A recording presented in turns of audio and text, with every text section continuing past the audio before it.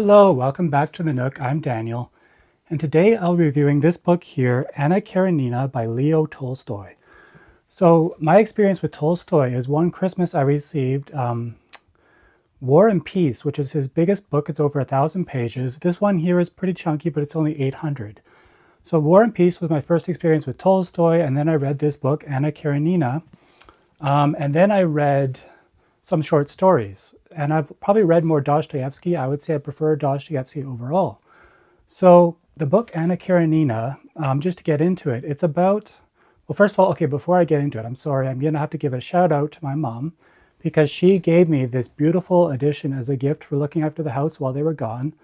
And I just want to say a shout out to my mom. This is a beautiful gift and I loved reading it. So yeah, I just had to get that out of the way. So what is Anna Karenina about? Well, it's about a young woman named Anna Karenina who lives in Russia. She has a marriage that she's not too happy in. She has a kid from that marriage. And basically she gets involved with another man and cheats on her husband, enters into a extramarital affair with this man named Vronsky.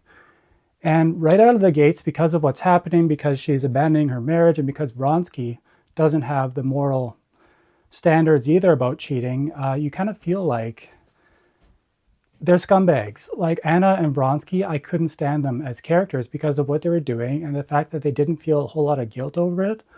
But honestly, I don't know if you're supposed to like those characters. And what I want to say is, without spoiling the ending, because there's a big thing at the end, but this is not showing an extramarital affair in a glamorous way or in a healthy way. This is showing that this is a very, very bad thing that's happening, and this is not what you should do.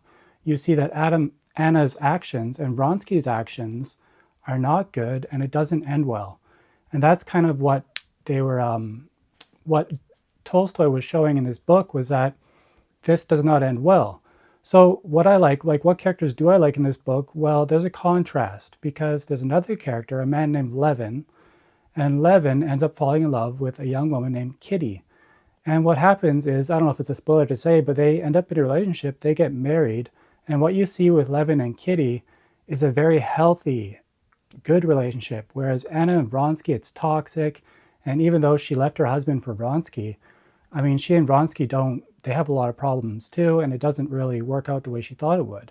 But then you see Levin and Kitty, and you see that that's a very healthy relationship and a very good relationship, and that's kind of what's happening throughout this book, is it's contrasting the toxic thing of Anna and Vronsky and the healthy relationship between Levin and Kitty. And Levin and Kitty do have their marital spats as well, but honestly, what happens with Anna and Vronsky is a whole lot worse. So I'll just read to you a quote for the book just so you can get a sense for how well it's written. So it says, "He stepped down, avoiding any long look at her as one avoids long looks at the sun, but seeing her as one sees the sun without looking." So that was actually pertaining to Levin when he saw Kitty at a party or something, and just beautifully written. And this was, I don't know who did the translation for this because it's a Russian novel. I don't know who did the translation, but they did a great job. And I've read another edition. It's a paperback. I wanted to show you, it's not that great. It was actually a bit longer. It was 900 pages just because of the format. And I think this is the most beautiful one I've owned. And yeah, so it's just a story that's showing what happens when someone makes an immoral choice and the consequences of that immoral choice and this toxic relationship. And it's showing, well, look at this other relationship that's actually pure and good, and it's what marriage should be. And you do kind of feel bad for Anna's husband, the man that she cheats on, because he truly cares for her and he's got his own difficulties. But, you know, he has to deal with what's going on. It's rough on him. And then in the meantime, you have even, I think it's Anna's brother, Oblonsky, who's, in the very beginning of the book, he's cheated on his wife with the French governess or something. So you see it's kind of in the family that happens. Anyway, this is 800 pages. It's a lot. It's very methodical. It's very slow paced, like any classics. And I've gotten used to that. So if you're ever thinking of reading it, you don't know if you want to slog through 800 pages where there's not a whole lot going on, I can understand.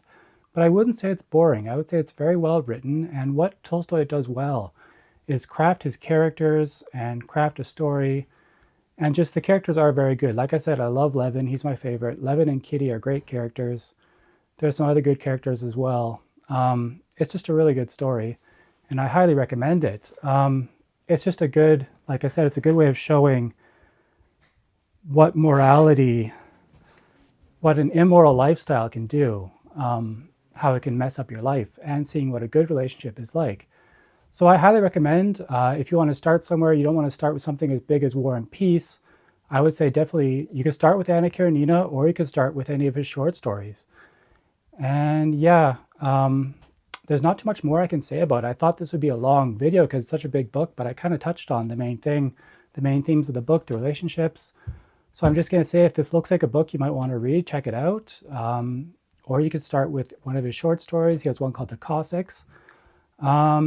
Yeah, so my next video, just to let you know, my next video will be reviewing Quest for the King, which is the next Anthropos book.